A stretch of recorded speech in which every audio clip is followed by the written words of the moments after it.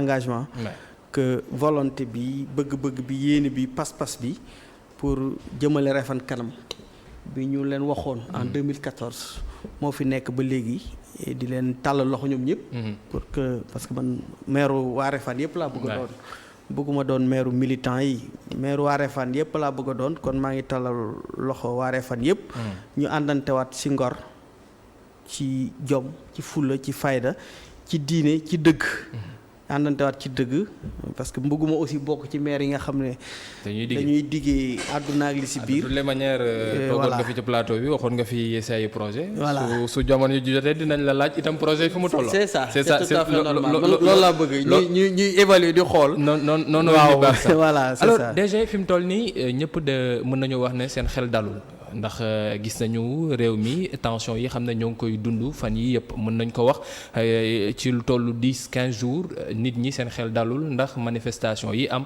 coow yi xam ne ñoo ngi koy dégg kàddu yi xam ne ku nekk nga koy yëkkati waa ku yëkkati waa ñi nekk ci nguur gi itam te ko yëkkati te ko teg seen dodd léegi fi mu toll nii benn laaj mooy am DG parce que yaay directeur IT centre formation travaux publics yu Sénégal monsieur le maire est-ce que mën nañoo yaakaar yegg ci élection fanweeri fan ak benn ci weeru sulet gi ci jàmm ak salaam su naree am. waaw mais mën nañ ko yaakaar hein. C'est vrai que bu ñu sous-estimer trop situation bi mais faut pas trop s'alarmer non plus je pense que situation la boo xam ne politique c'est une situation politique boo xam ne xëy na am na réero divergence de point de vue par rapport ak xëy na du benn bokk yaakaar ak Yewwi Askan Wi non Yewwi Askan Wi moo estimé ne li ñu ko conseil constitutionnel dogal àndu ci mais du benn bokk yaakaar donc ñun conseil constitutionnel dafa dogal ci kaw Yewwi mais dogal aussi ci kaw benn bokk yaakaar ñun li mu dogal ci ñun nangu nañu ko ñeneen ñi amuñu problème kon ñooñu aussi te kujje gi lañu kon bu ñu wax mbiccoo mbaaloo ci kujje gi ak Benno non Yewwi Askan Wi moom la conseil constitutionnel jël dogal ci ab listam te àndul ci dogal boobu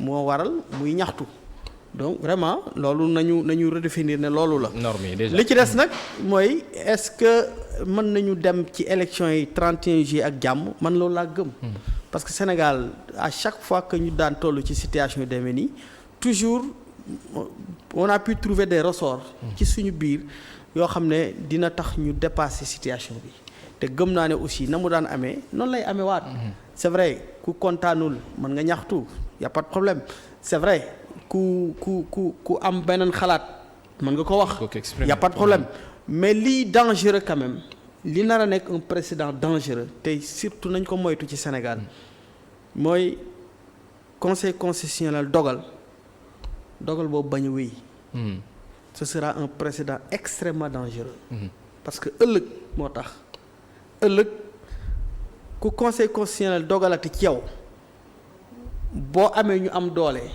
ñu mën a ñaxtu ñu mën a taal pëna dogal boobu dootul wéy.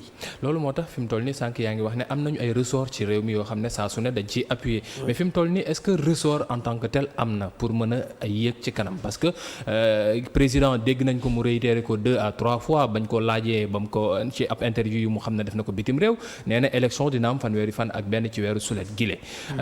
am na ñu nekk ci kujje gi ñoom tamit bañ leen waxee nee nañu ñoom élection du fi am tant que ñoom seen i liste yi xam ne dañ leen wax ne warut a bokk duñ dugg ci élection. est-ce que nekkuñu ci impasse ku nekk ci xëcc ci jëmale benn boor est-ce que entente mën naa am. Déjà pour le président de la République Macky Sall son devoir c'est d'organiser des élections au 31 juillet pour ñu respecter le calendrier électoral te ci loolu la nekk ñun ñu ànd ak moom ci loolu lañu nekk dañu pare pour ay élections au 31 juillet 2022. Maintenant ñi d'accordul am nañu aussi sañ-sañu wax d'accorduñu ku jàpp ne dañ ko war a reporter aussi ñu ñëpp ay Sénégal lañu am nga sañ-sañu wax nañ ko reporter man je ne suis pas contre ñuy poser ay débats pour waxtaane li ci penc mi pour waxtaane li ñu seq pour waxtaane élection yi pour waxtaane suñu constitution pour waxtaane suñu loi yi contre ma loolu mais li ma contre mooy sama gis-gis mooy am wala réew mi tàkk. dictature de la pensée unique. la dictature de la pensée unique. loolu moom laa mënul nangu mais nangu naa toujours nag vraiment ci démocratie kenn ku nekk di wax li mu gëm ngay wax li nga bañ boo bëggee ñaxtu nga ñaxtu boo amee un avis contraire de kii li mu wax nga wax ko. mais li ma wax mooy sax wala réew mi tàkk kooku moom musiba la.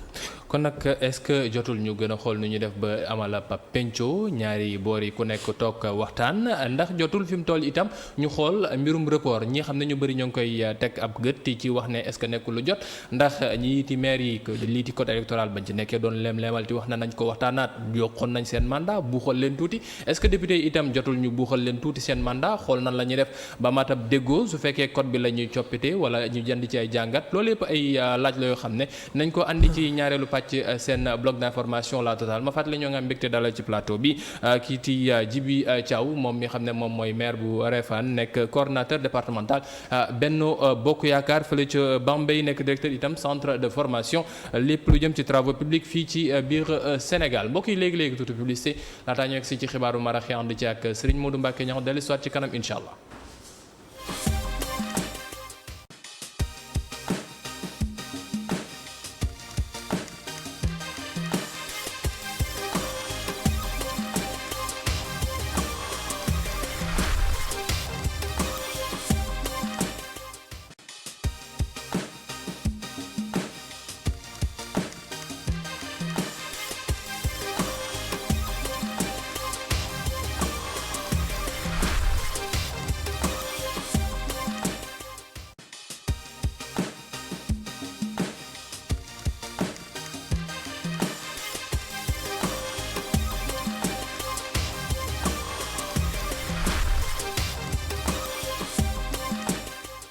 sant ko baax gërëm ko moom Serigne Modou Mbacké ñaa xam ne moo nekkoon ci xibaar yi ci kàllaamay wolof ci 18h45 mbokk yi ñu egsi ci ñaareel mujjanteelu pàcc seen bloc d'information la totale ñu fàttali ni ñoo ngi mbégte dalal ci plateau bi Djibi Thiaw moom mi xam ne moom mooy maire bu Réfane nekk coordonnateur aussi départemental bu Benno Bokk Yaakaar fële ca département bu Bambey alors monsieur le maire fi mu toll nii coow li bëri na waaye itam seen biir dafa mel ne mun nañu wax ne symbiose amu ci gis nañu ñaari nit ñoo xam ne ràññee woon nañ leen ci biir Benno Bokk Yaakaar muy honorable Mankeur Ndiaye ak itam kii di Aminata Tall présidente Aminata Tall ñu génn def ay sorties yoo xam ne c'est comme si au sein de la mouvance on se dit président fi mu jëm wala ñi nekk ci nopp président yi wax ak moom waxuñu ko li xam ne moom moo gëm moom moo war a jëmale réew mi kanam est-ce que au sein de la mouvance en tant que telle dislocation dafa am léegi ci ku nekk ni mu war a gisee ak élection législative yi.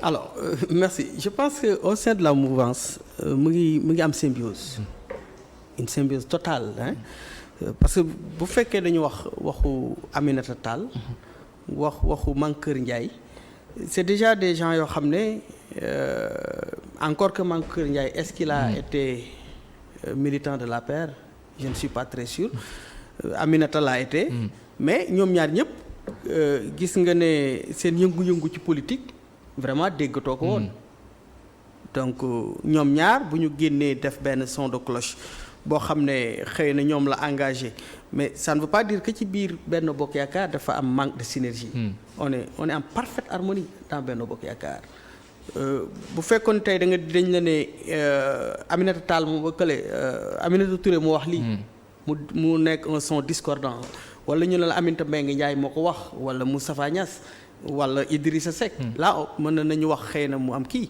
mais vraiment muy Aminata Tall muy Mankeur Ndiaye avec tout le respect que je leur dois fi dégg vraiment ay jamono mu am nu mu waxee woon ba ñu doon wax ne sax dañ ko mettre au frigo laata muy ñëw ti juboowaat ak président Aminata Mbengue Ndiaye ci biir parti socialiste gis nañu fan yi ci seen congrès bu mujj bi nu mu mujjee parce que ñu bëri déggoo ñu nangu ñu liiti investiture yi nu mu demee bon est-ce que là ça montre pas que am na fissure yu sew yu am ci biir benn non y a pas de fissure day wane plutôt que xëy na démocratie mu ngi dund ci biir Benno Bokk Yaakaar day wane plutôt que peut-être démocratie mu ngi dund ci biir parti socialiste parce que parti bu toll ni parti socialiste bu ko Aminata Mbengue Ndiaye dajale ñu wax d'une seule voix ça veut dire que quelque part y a quelque chose qui ne va pas ak parti bi nu mu toll noonu genre ndaje yooyu mais occasion la kenn ku nekk wax sensibilité bu nekk exprimer wu maintenant li intéressant mooy à l'arrivée que majorité bi que la démocratie domine. Et loolu la ñu gis ci parti socialiste. Aminata Touré aussi à un moment donné bu waxee ay xalaatam mais c'est pas très méchant c'est ça mon avis. Maintenant am na yenn xalaat yoo xam ne aussi man li ma gëm mooy boo ànd ak nit ki te ne moom nga àndal. di ko wax du ma la ne bul wax sa xalaat mais ku mel ni Aminata Tall. wala sax maam Kër Ndiaye je pense que du ma leen tere ñu wax seen xalaat. mais kenn ku nekk ci ñoom am nga canal boo mën a jaaree boo wax président li nga xalaat ci biirum néeg. loolu la ñuy jàppalee nit. est-ce que nekkul jamono joo xam ne dañ fi toll itam. dañoo soxla nit ñi xam ne ñoom la ñu ràññee ci biir réew mi ñu yëkkati seen kàddu. non wax même su fekkee ne n'en déplaise au président. non mais warul demee noonu. ay nit bu ñu àndee mais pour la démocratie pour le bien de la démocratie ni nga ko waxee ci biir parti bi et tout. la démocratie mu ngi commencé man su ma amoon tey loo xam ne dama koy wax président de la république mais du ma ñëw ci plateau télé bi di ko sànni xeer. kooku àndoo ak nit ki. Aminata Tall muy Mankeur Ndiaye ku ci fekkee ne jàppale président dëgg la si ñëw kenn ku ci nekk ak xalaat boo mën di am nga foo ko waxee fudul ci rajo bi fudul ci télé bi.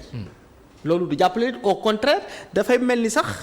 dañ ciy xaw a wutaale buzz dafay mel ni sax dañu en tout cas c'est plus pour nuire au président que pour defar te jamono bi ñu toll. jàpp ne dafa mel ne dañoo wëlbati seen dox. waaye pour en fait lor président la ñu gën a jublu que defar ci li ma jàpp. bu ñu bëggoon defar li ñu gëm bu dee loolu la ñu gëm laa wax de nañu xool ban canal la ñuy dem ba wax ko président mais lii du waxu defar waxu lor président de la république la te muy Aminata Touré Aminata Mbengue comment il s'appelle encore Aminata Tall muy Mankeur Ndiaye ñoom ñaar ñëpp du ma ci wax kenn naka su dul noonu ndax président parce que kenn ku ci nekk ci ñoom séq na ak président lu ma séqul ak président muy ci teranga ak ci yeneen ak ci confiance mais li ma gëm mooy bu fekkoon dañ bëgg a jàppale président am nañu canal bu ñu mën a jaar mais li ñu def nii je pense que yàqal président la gën a niru te amul ci ñoom ñaar ku ci président ji loolu.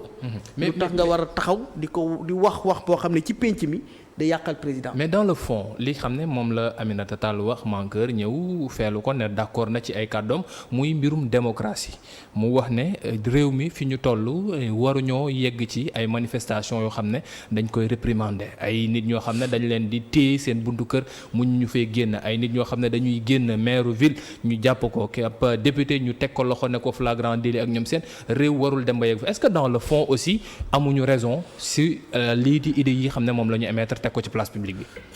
xam nga monsieur Fall démocratie ñaari tànk lay doxee. bu dee réew mu normal benn tànk bi pouvoir la beneen bi opposition. il faut ñu am un pouvoir bu nangu accepter les règles démocratiques mais aussi il faut ñu am une opposition bu accepter les règles démocratiques mais bu fekkee dañuy waxal yàlla de plus en plus li ñuy gis ci Sénégal ci opposition surtout.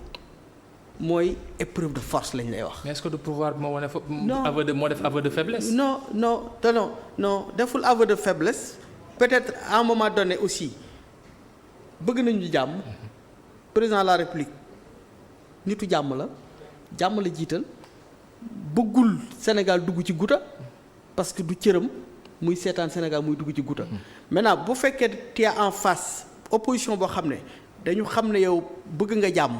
ñu bëgg vraiment di tirer à chaque fois sur la corde loolu day poser problème pour ñu am démocratie bu solide dañu war a am un régime républicain en face une opposition républicaine kenn ku nekk am foo teg réew mi am foo teg askanu réew mi bañ rek toujours nga nekk sur la sellette bëgg a def populisme appel à la violence boo xam ne amul ku muy profito ça ne profite ni au pouvoir ni à l'opposition ñoom nag dañu yaakaar ne xëy na bu fekkee ni réew mi dafa nekk en permanence ci tension dañ ciy gagner mais ils ne vont rien y gagner parce que dañuy dem ba le Sénégalais lambda daf leen di sax jéppi parce que mënuñu aussi au lieu ñu dund ci jàmm ñu bëgg a dëkk ci tension bu élection amee tension bu élection amul tension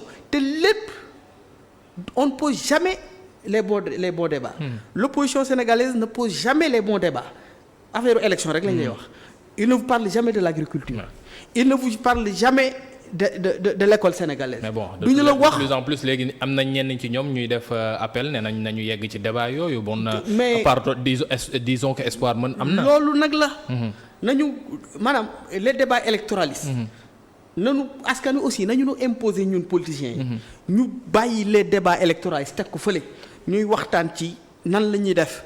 ba mbay mi jag. nan la ñuy def. ba njàngale mi jag. ainsi de suite ainsi de suite. mais vraiment bëgg a yoram réew yaakaar ne yow da nga war a créer rek en permanence tension martyriser nit ñi. de sorte que ñu xalaat ne réew mi day tàkk suba.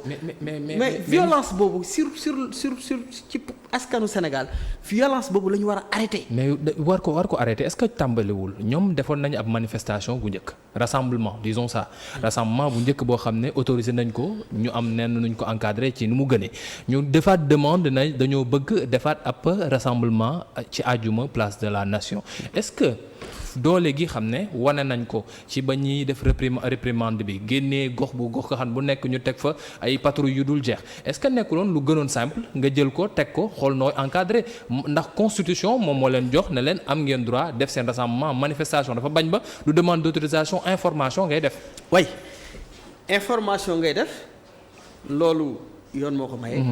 mais yoon aussi moo maye l'autorité préfectorale ne ko constitution bi day ku mu neex nga marche la def. waaye yow tamit nag donte ku mu neex nga marche na nga xool ndax marche boobu dana jur jàmm wala du jur jàmm bu nar na jur jàmm bu mu am loolu aussi yoon la ci. bu ñu fàtte loolu. bu ñu fàtte loolu. autorité préfectorale am na lu muy xam lu ñu xamul ñun. kan moo ñu ne xëy na am na loo xam ne au commandant de la gendarmerie xam na ko. police xam na ko. les renseignements généraux xam nañ ko wax nañ ko l'autorité préfectorale mu wóor leen ne par exemple jour tel 3000 personnes 4000 personnes fu ñu daje jéye bii mën na fa am. parce que xëy na am na ñu jóge fee jóge fële préparer nañu lii loolu wóoruñu. loo tax quelquefois aussi ma li ma bëgg mooy ci démocratie ñuy aussi jox un peu confiance à l'autorité préfectorale le préfet de Dakar Tine. bi muy nekk préfet en tout cas bi muy dugg administration territoriale le président Macky Sall n'était pas président de la République. te bu guddeew fan président de la République mën na dem ba jeexal mu continuer nekk. ci administration territoriale moom muy wéy te nekk ci liggéey. oui ça veut dire que ñooñu nekkuñu à des fonctions politiques donc nañu leen jox tuuti confiance. ci li ñu leen dénk bu ñu ne attention tey bu ñu dajee fii mën na indi jeexi jaax. mën na indi désordre ñu gëmal leen loolu.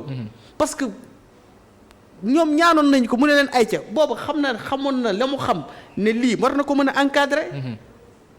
mais du question encadré kese. mais est-ce que jotul itam bon peut-être autorité préfectorale bi xool nu muy defee ndax communiqué rek la ñuy génnee ne la déet mënuñoo amal bon na fi yam gis nañu yeneen dëkk yoo xam ne lu ci mel ne Canada yom seen dañuy joxe yenn saa exemple yi ne ñooñu suñ lay wax ne mënoo sax def manifestation dañ lay woo ba nga ñëw ne la ñun kat lii malgré le fait que lii ak lii moom moo tax mënuñu ko def su fekkee mën nañ ko toxal wala leneen est-ce que du loolu itam moom mooy modèle de communication boo xam ne suñ ko amee waa kujje gi wala keneen ku bëgg def manifestation ñu bañal la ko di nga mën a am foofu fu ñu ko wékk.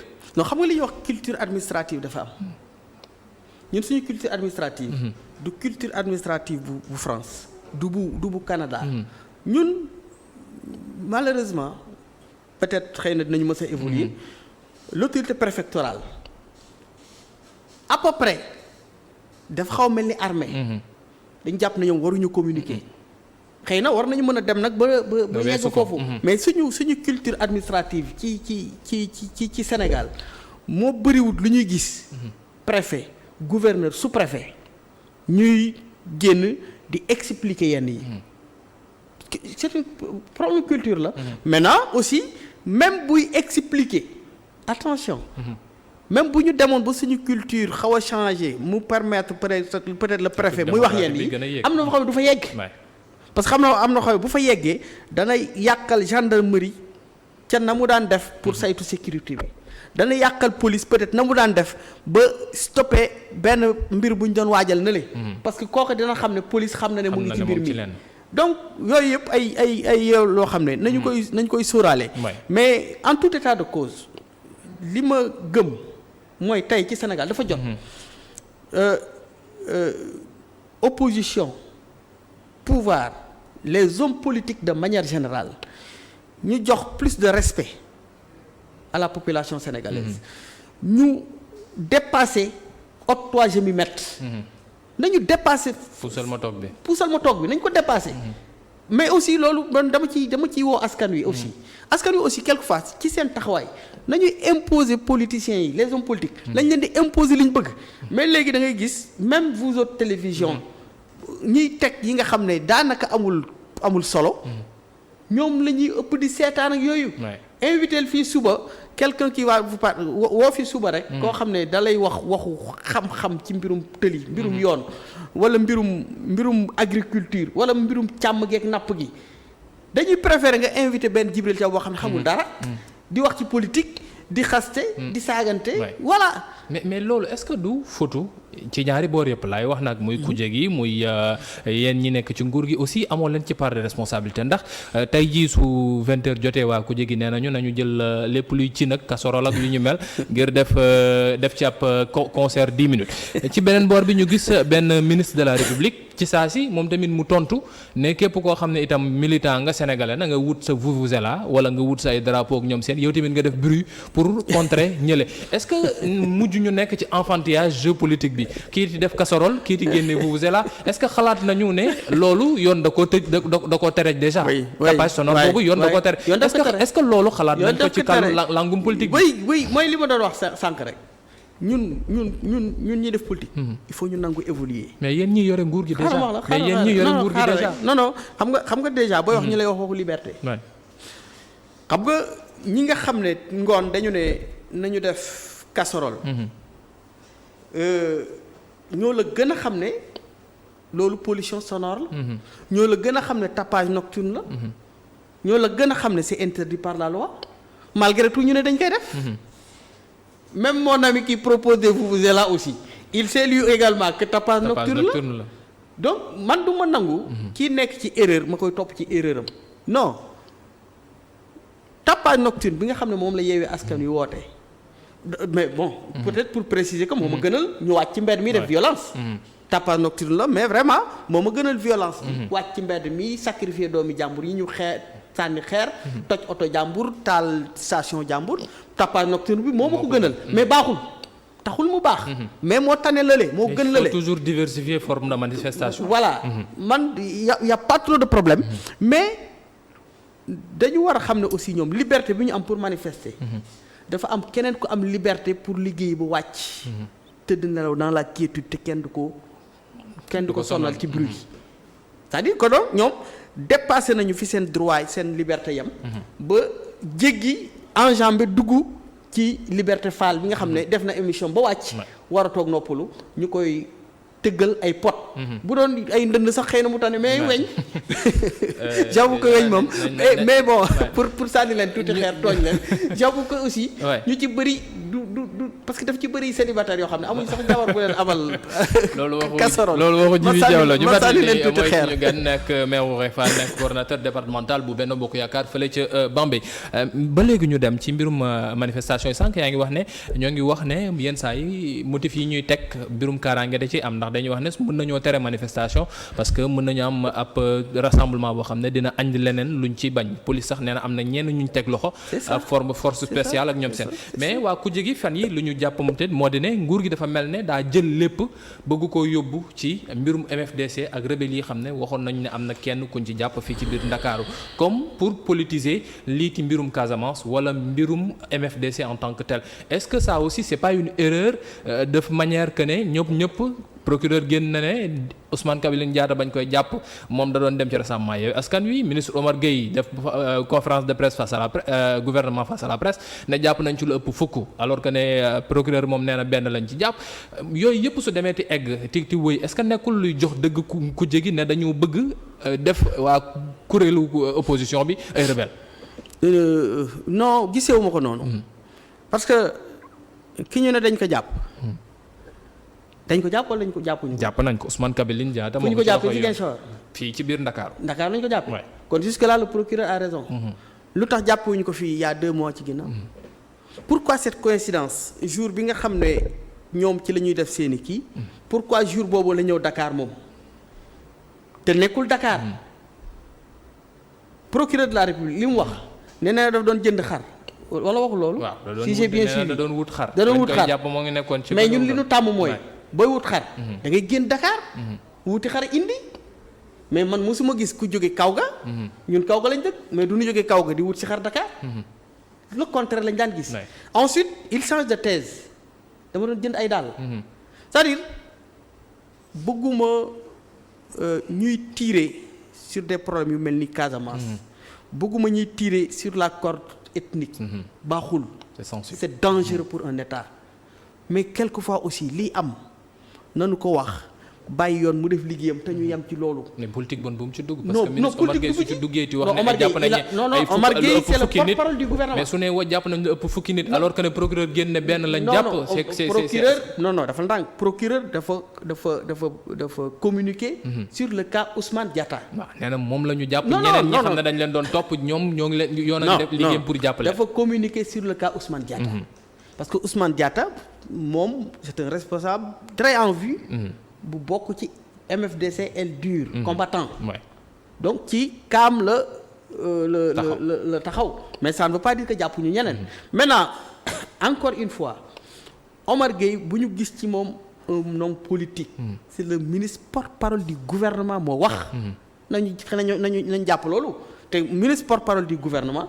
dafay jaadu aussi yu mel noonu bu amee mu génn édifier Sénégalais yi.